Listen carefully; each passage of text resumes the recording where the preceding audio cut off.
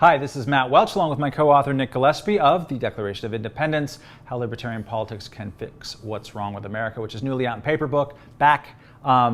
We've been doing Ask a Libertarian 2012 all day, and thank you to all of you for sending in your hundreds of questions. We've only been able to get to, about 25 of them, but hopefully you've had some fun. I want to shout out also to the Zogs, my boys, for playing all that great, weird surf music in the back, and all the recent TV crew for doing this.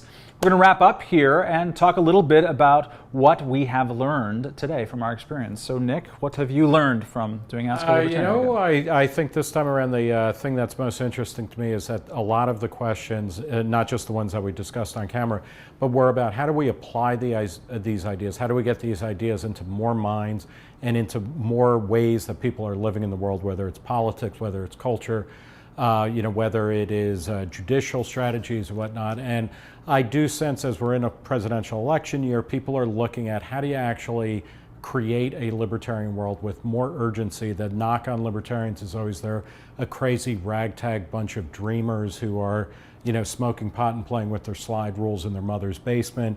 The world of libertarian ideas is busting out all over the place. Traditional political identities are tired and exhausted. People are looking for new stuff, and libertarians are looking for ways to really put this stuff out and road test it.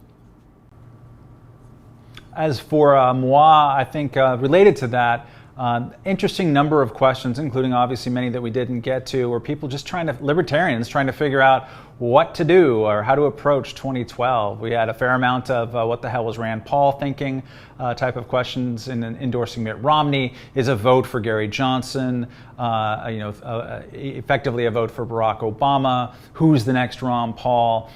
It shows that the libertarian vote out there, or ethos, is kind of unsettled. It doesn't know where it's going to go. I think that is showing up something that we wrote a lot about in the book.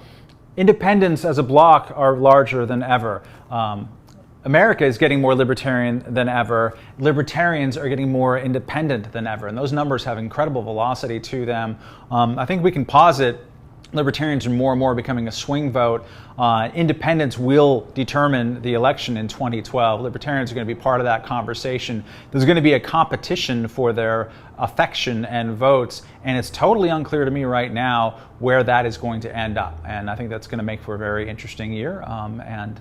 So it's been very good to talk to everybody about it. One of the other things we learned today is that the Declaration of Independence is going to be out very soon in paperback. It's got a new foreword where we tease out some of the last year's political developments and cultural developments. There's no question that independents matter more. Libertarians are more independent than more. And whatever you're doing, whether you're building a company or building a private or public road or thinking about who you're voting for, don't give it away cheap. This is a great time to be a libertarian, and you get as much as you can for being what you are.